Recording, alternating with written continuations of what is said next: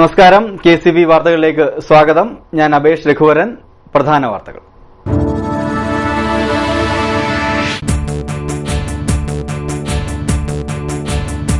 ചരിത്രപ്രസിദ്ധമായ ചമ്പക്കുളം മൂലം ജലോത്സവം നടന്നു. സാംസ്കാരിക സമ്മേളനം കൊടിക്കുന്നിൽ സുരേഷ് MP ഉദ്ഘാടനം ചെയ്തു.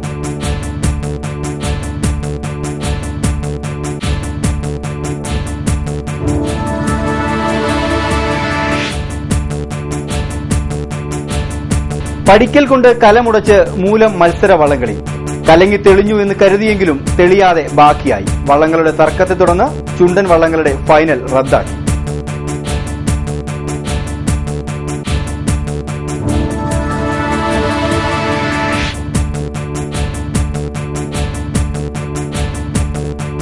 വിദ്യാർത്ഥികളെയും ഉദ്യോഗസ്ഥരെയും കഷ്ടത്തിലാഴ്ത്തി വാട്ടർ ട്രാൻസ്പോർട്ട് അതോറിറ്റി.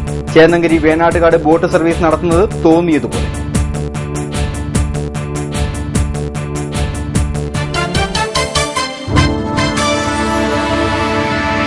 വാർത്തകൾ വിശദമായി. ചമ്പക്കുളം മൂലം ജലോത്സവം നടന്നു. ആയിരക്കണക്കിന് ജലോത്സവ പ്രേമികളെ സാക്ഷിയായി നിർത്തി കൊടിക്കുന്നിൽ സുരേഷ് MP ഉദ്ഘാടനം ചെയ്തു.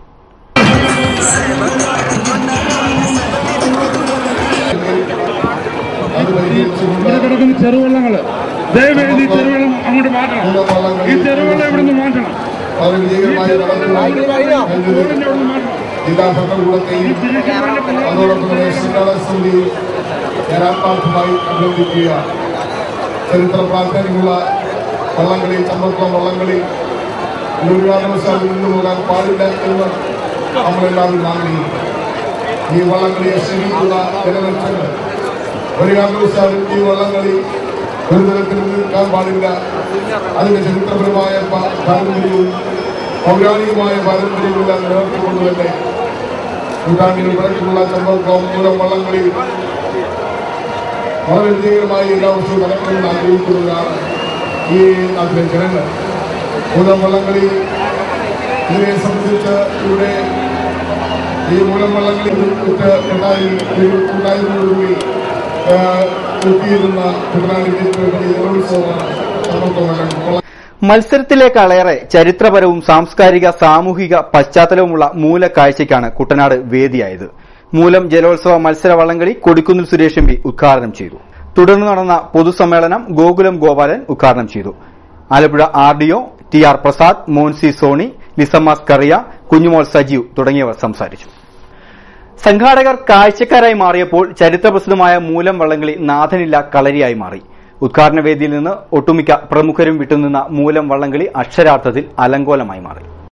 വള്ളംകളി നടത്താനുള്ള ട്രാക്ക് പോലും വ്യക്തമായി അടയാളപ്പെടുത്തിയിട്ടില്ല. സ്റ്റാർട്ടിംഗ് പോയിന്റിൽ കളി നിയന്ത്രിക്കാൻ ഉത്തരവാദിത്വമുള്ള സംഘാടകർ ഇല്ല.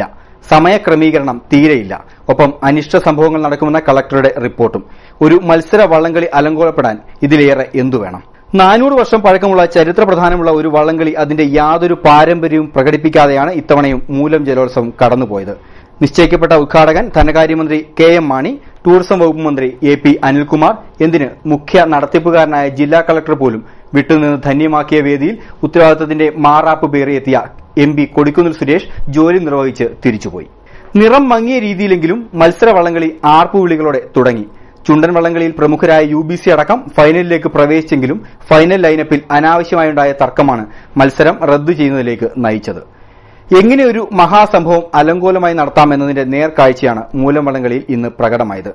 സംഘാടകർക്ക് ഇതിന്റെ കളങ്കമിനി കാലങ്ങളോളം ഹൃദയത്തിൽ പേറാം. ചേന്നങ്കരി വേണാട്ടുകാട് ബോട്ട് പണിമുടക്കുന്നു. പള്ളിക്കൂടത്തിൽ പോവാനാവാതെ വന്ന വിദ്യാർത്ഥികൾ ബോട്ട് പിടിച്ചുകെട്ടി. ആലപ്പുഴയിലെ വിവിധ സ്കൂളുകളിൽ പഠിക്കുന്ന വിദ്യാർത്ഥികളും ജോലിക്കാരും യാത്രികരും ബോട്ടില്ലാത്ത നിമിത്തം ബുദ്ധിമുട്ടുകയാണ്. തലേന്നാൾ പോലും പറയാതെയാണ് വാട്ടർ ട്രാൻസ്പോർട്ട് അതോറിറ്റി ഈ പണി കാണിക്കുന്നത്. സ്കൂളിലെത്താൻ ജെട്ടിയിൽ മണിക്കൂറുകളോളം കാത്തു നിൽക്കുക എന്നത് ഇവിടുത്തെ വിദ്യാർത്ഥികളുടെ സ്ഥിരം ജോലിയായി. ഞങ്ങൾക്ക് സ്കൂളിൽ പോകാനുള്ള ഏക ആശ്രയം ആ 8ന്റെ ബോട്ടാണ്. അത് ഈയിടെ ആയിട്ടില്ല. അപ്പം അത് ഇല്ലെങ്കിൽ ഞങ്ങളുടെ പഠിപ്പ് മുടങ്ങും. അത് കാരണം ആ ബോട്ട് ഇനി ഇടുവെന്ന് തീരുമാനിക്കുന്നത് വരെ ഞങ്ങൾ ഇതിവിടെ പിടിച്ചു കിട്ടി. ബോട്ടില്ലെങ്കിൽ സ്കൂളിലെത്തുവാൻ വേണാട്ടുകരക്കാർക്ക് മറ്റു മാർഗങ്ങളൊന്നും തന്നെയില്ല. പള്ളിക്കൂടത്തിലേക്കായാലും പള്ളിയിലേക്കായാലും പഞ്ചായത്തിൽ പോകണമെങ്കിലും വേണാട്ടുകാട് വഴി ആലപ്പുഴയ്ക്കുള്ള ബോട്ട് സർവീസ് തന്നെയാണ് ഏക ആശ്രയം. ഞങ്ങളെ പോലെ തന്നെ അടുത്ത ചെട്ടികളിൽ ഞങ്ങളുടെ കൂട്ടുകാരൊക്കെ ഉണ്ട്. അവർക്ക് ഈ ബോട്ട് ഇല്ലാതെ സ്കൂളിൽ പോകാൻ സാധിക്കില്ല. അതുകൊണ്ട് ഞങ്ങൾക്ക് ഈ ബോട്ട് ഇട്ട് തരണമെന്ന് ഞങ്ങൾ ജലഗതാഗത വകുപ്പിനോട് അപേക്ഷിക്കുന്നു. വാട്ടർ ട്രാൻസ്പോർട്ടിന് സാമാന്യം നല്ല ചില്ലറ കിട്ടുന്ന സർവീസ് തന്നെയാണിത്. എന്നിട്ടും ഇത് മുടക്കുന്നതിന് പിന്നിൽ ഉദ്യോഗസ്ഥരുടെ പിടിപ്പുകേട് തന്നെയാണെന്നാണ് നാട്ടുകാർ പറയുന്നത്. നാട്ടുകാർ പിടിച്ചുകെട്ടിയ ബോട്ട് നെടുമുടി പോലീസ് എത്തിയാണ് സർവീസ് പുനരാരംഭിച്ചത്. തുടർന്നും ബോട്ട് മുടങ്ങിയാൽ ബോട്ട് പിടിച്ചുകെട്ടലടക്കമുള്ള ശക്തമായ സമര പരിപാടികൾ ആരംഭിക്കുവാനാണ് നാട്ടുകാരുടെ തീരുമാനം.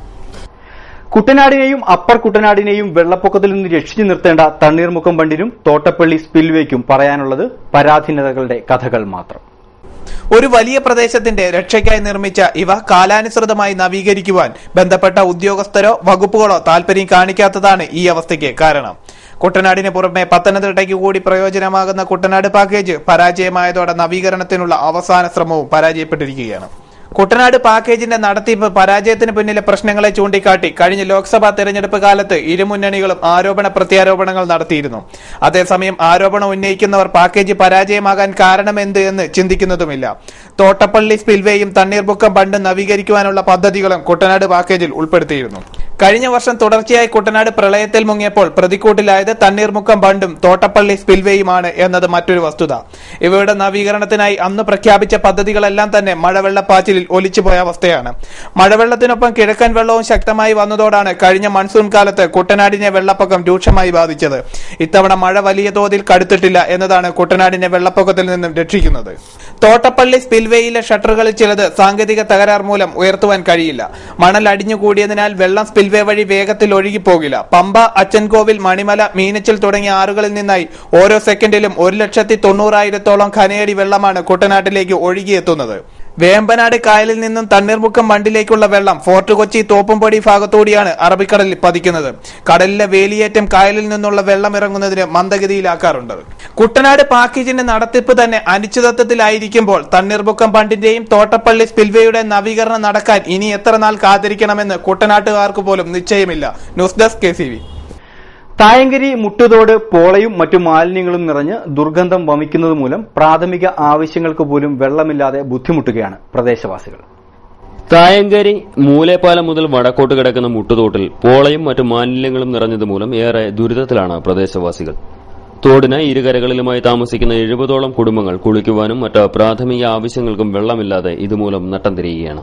ദുർഗന്ധം വമിക്കുന്ന മലിനജലമാണ് ഇവർ ഇപ്പോൾ ഉപയോഗിക്കുന്നത്. തന്മൂലം ത്വക്ക് രോഗങ്ങൾ ഉൾപ്പെടെ വിവിധ തരത്തിലുള്ള ജലജന്യ രോഗങ്ങളും ഈ പ്രദേശത്ത് പടർന്നു പിടിക്കുകയാണ്.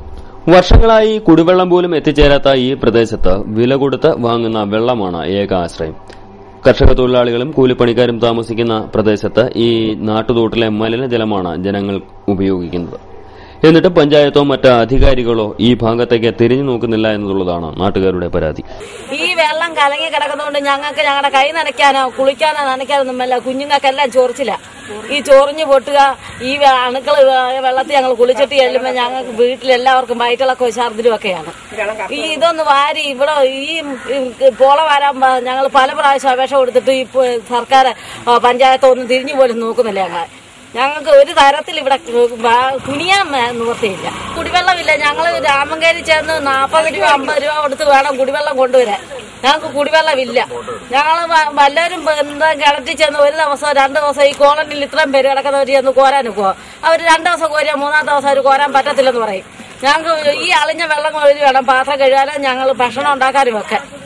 അതിരൂക്ഷമായ വിലക്കയറ്റം പിടിച്ചു നിർത്തുന്നതിനുള്ള യാതൊരു പരിപാടിയും പ്രഖ്യാപിക്കാതെ ഒരു പിടി വരുന്ന സ്വദേശ വിദേശ കുത്തകകളുടെ മാത്രം താൽപര്യം സംരക്ഷിക്കുന്ന സമ്പൂർണ്ണ സ്വകാര്യവൽക്കരണ കാര്യപരിപാടിയാണ് നരേന്ദ്രമോദി സർക്കാരിന്റേതെന്ന് ET ശശി അഭിപ്രായപ്പെട്ടു. ഇടതുപക്ഷ ഐക്യമുന്നണി ആലപ്പുഴയിൽ സംഘടിപ്പിച്ച പ്രതിഷേധ മാർച്ച് ഉദ്ഘാടനം ചെയ്ത് സംസാരിക്കുകയായിരുന്നു അദ്ദേഹം. ഇനിയൊരു ഇടവേള. KCV വാർത്തകൾ നിങ്ങൾക്കായി അവതരിപ്പിക്കുന്നത് മനോഹരമായൊരു വീട് നമ്മുടെ എല്ലാം സ്വപ്നമാണ്. നിങ്ങളുടെ സ്വപ്ന ഭവനങ്ങളെ മനോഹരമാക്കാൻ ഇതാ സിമ്പിൾ. ഷാലിമാർ സൂപ്പർ ബ്രാൻഡ് ടൈലുകളുടെയും ഗ്രാനൈറ്റിന്റെയും വിസ്മയ ലോകം. വിപുലമായ സ്റ്റോക്ക്, ഫാസ്റ്റ് സർവീസ്, 100% ഗുണമേന്മ ഇവയൊക്കെ നിലനിർത്തുന്നതുകൊണ്ട് ഞാൻ പറയുന്നു Shalimar. Shalimar marbles and granite, സ്വപ്ന ഭവനത്തിന് ഇവിടെ പൂർണ്ണത.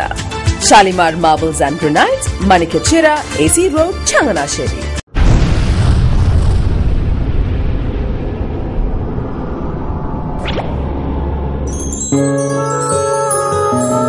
സ്വപ്ന ജ്വല്ലറി ചങ്ങനാശ്ശേരി, സംശുദ്ധിയുടെ അരനൂറ്റാണ്ട് കാലത്തെ പാരമ്പര്യം. ചങ്ങനാശ്ശേരിയിലെ ആദ്യത്തെ 916 ഹോൾമാർക്ക് സ്വർണ്ണാഭരണശാല. ഉയർന്നുവരുന്ന സ്വർണ്ണവിലയ്ക്ക് ആശ്വാസമായി സ്വപ്ന ജ്വല്ലറി ഒരുക്കുന്നു സ്വപ്നനിധി. സ്വർണ്ണ സമ്പാദ്യ പദ്ധതി. തവണകളായി അടയ്ക്കുന്ന തുക അതാത് ദിവസത്തെ സ്വർണ്ണവിലയിലേക്ക് മാറ്റി നിശ്ചയിക്കുന്നതിനാൽ പിന്നീട് ഉണ്ടാകുന്ന വിലവർദ്ധനവ് നിങ്ങളെ ബാധിക്കുന്നില്ല. 250 രൂപ മുതൽ വരുന്ന 18 തവണകളാണ് സ്വപ്നനിധിക്കുള്ളത്. സ്വപ്ന ജ്വല്ലറി, സ്വപ്ന ബിൽഡിംഗ്, ചങ്ങനാശ്ശേരി.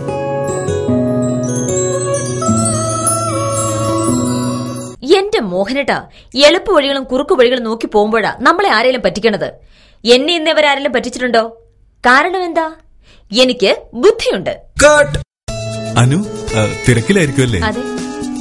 അനുവിനെ കഴിഞ്ഞ ആഴ്ച ആലപ്പുഴയിലെ മുല്ലയ്ക്കൽ പ്രിൻസ് ജുവലറിയിൽ നിൽക്കുന്നത് കണ്ടിരുന്നല്ലോ. അതെ, ഞാൻ അവിടെ നിന്നാണ് സ്വർണ്ണാഭരണങ്ങൾ വാങ്ങാറുള്ളത്.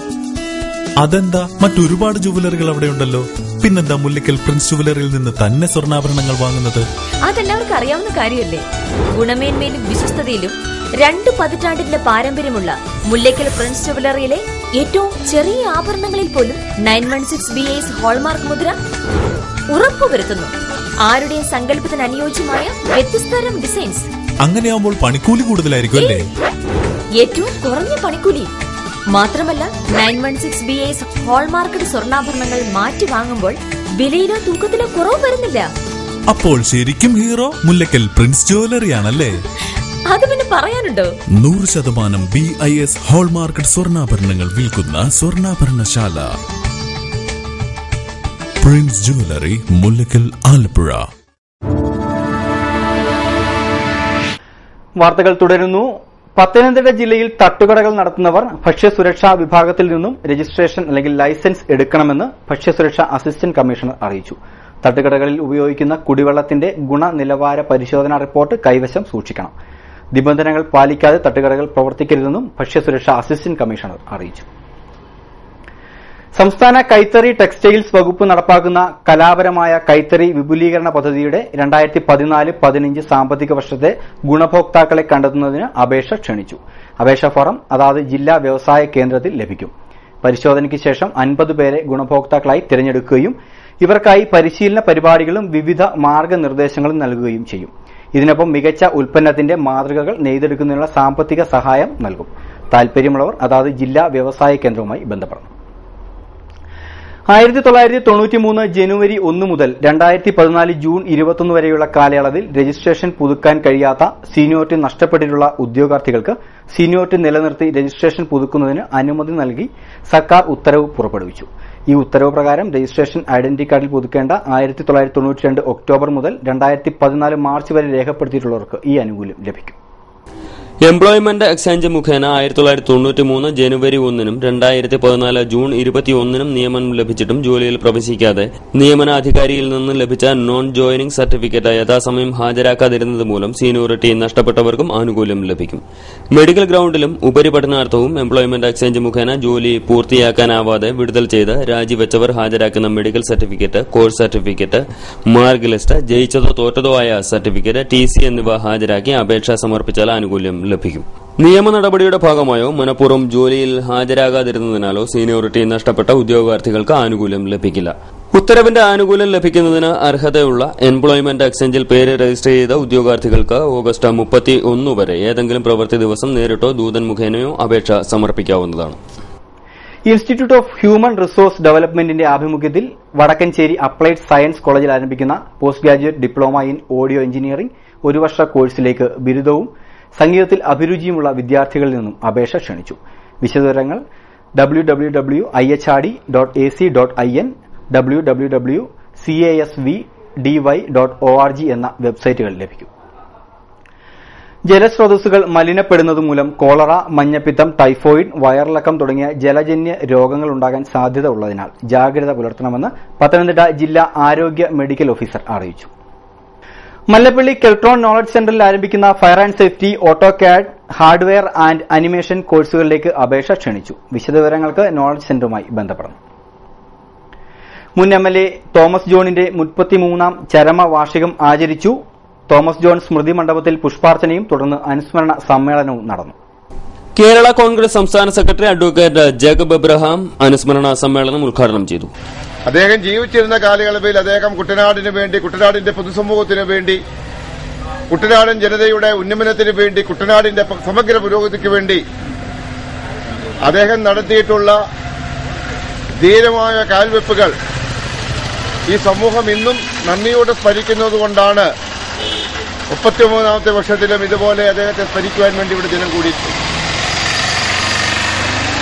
അദ്ദേഹം 3 തവണ കുട്ടനാട്ടിലെ MLA ആയിട്ടുണ്ട്. 1957-ലും 1960-ലും 1965-ലും. നമുക്കറിയാം, ശ്രീ തോമസ് ജോൺ MLA ആയിരിക്കുന്ന കാലത്തൊന്നും MLA-മാർക്ക് ഇത്രയും പത്രാസുള്ളൊരു കാലമൊന്നുമല്ല. അന്ന് MLA-മാരെ സാധാരണക്കാരെ പോലെ ബസ്സിൽ യാത്ര ചെയ്യും, ബോട്ടിൽ യാത്ര ചെയ്യും. അന്നത്തെ കുട്ടനാടിന്റെ സാഹചര്യത്തിൽ കൊച്ചുവെള്ളത്തിലും നടന്നും വരുമ്പത്തൂടെ നടന്നും മുണ്ടും ആടിക്കുത്തി നടക്കുന്ന പത്രാസില്ലാത്ത വളരെ ജനകീയനായിട്ടുള്ള ഒരു നേതാവിന്റെ ഓർമ്മകളാണ്, ആ സ്മരണയാണ് നമ്മുടെയൊക്കെ ഹൃദയത്തിലുള്ളത്. അനുസ്മരണ സമിതി ചെയർമാൻ ബാബു വടക്കേക്കളം അധ്യക്ഷനായി. അലക്സ് മാത്യു, അച്ചൻകുഞ്ഞ്, അസനപ്പള്ളി, CT കുര്യൻ, ജോളി ജോസഫ്, ജോഷി കൊല്ലാര, മാത്യു മാബൂത്തറ എന്നിവർ സംസാരിച്ചു. കേരള തൊഴിലാളി ക്ഷേമനിധി ബോർഡിൽ വരിക്കാരായ തൊഴിലാളികളുടെ 8ാം ക്ലാസ്സിൽ പഠിക്കുന്ന കുട്ടികൾക്ക് 2014-15 വർഷത്തേക്കുള്ള വിദ്യാഭ്യാസ ഗ്രാന്റിന് അപേക്ഷിക്കാം.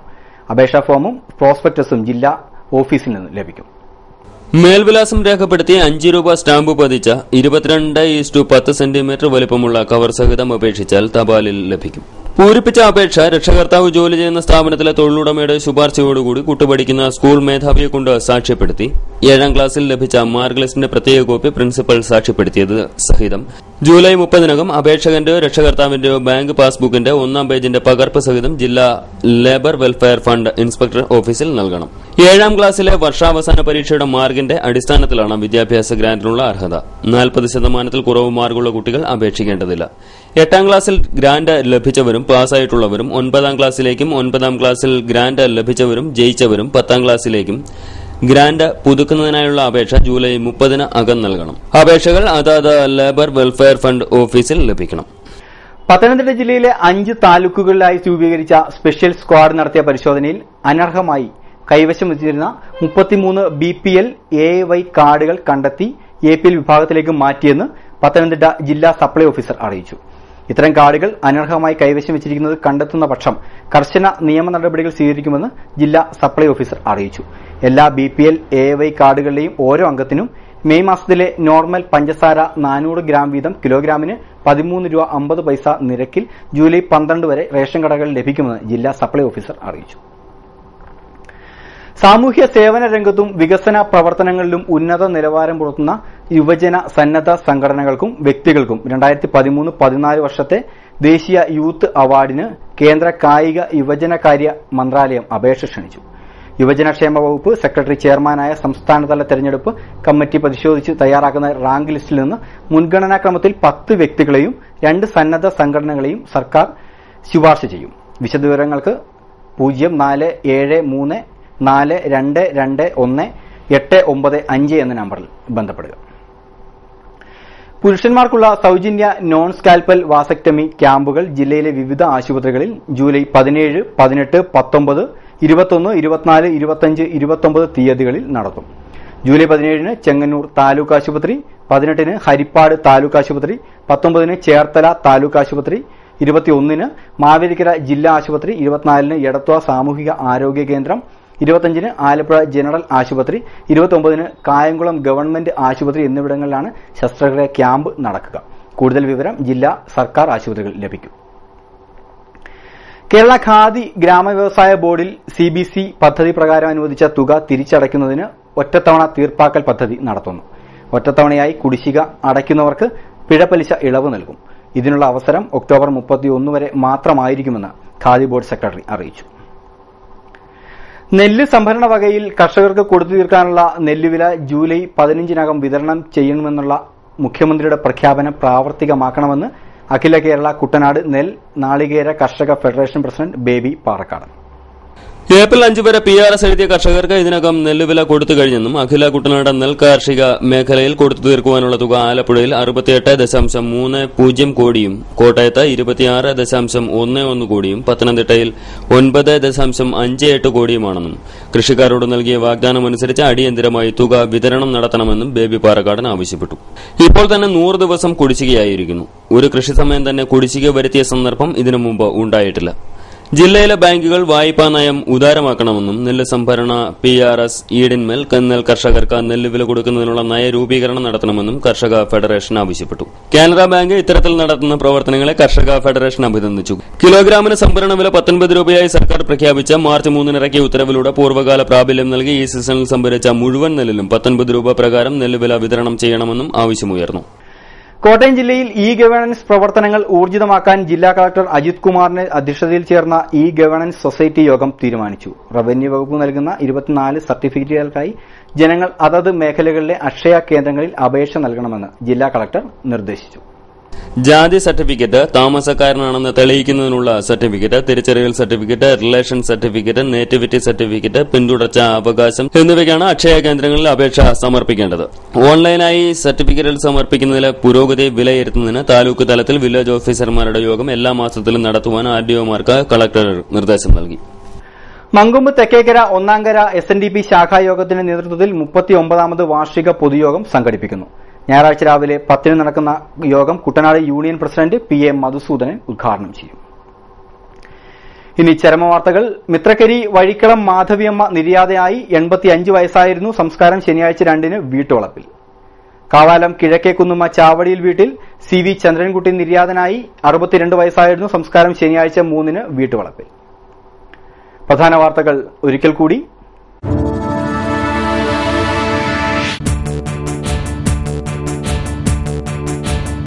ചരിത്രപ്രസിദ്ധമായ ചമ്പക്കുളം മൂലം ജലോത്സവം നടന്നു. സാംസ്കാരിക സമ്മേളനം കൊടിക്കുന്നിൽ സുരേഷ് MP ഉദ്ഘാടനം ചെയ്തു.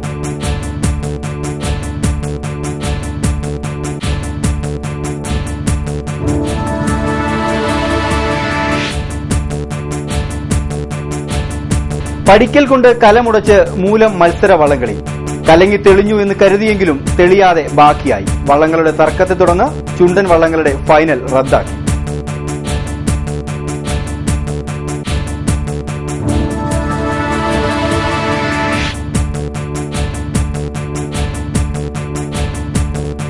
വിദ്യാർത്ഥികളെയും ഉദ്യോഗസ്ഥരെയും കഷ്ടത്തിലാഴ്ത്തി water transport authority. Chennankari Venattukad boat service നടത്തുന്നത് തോന്നിയതുപോലെ.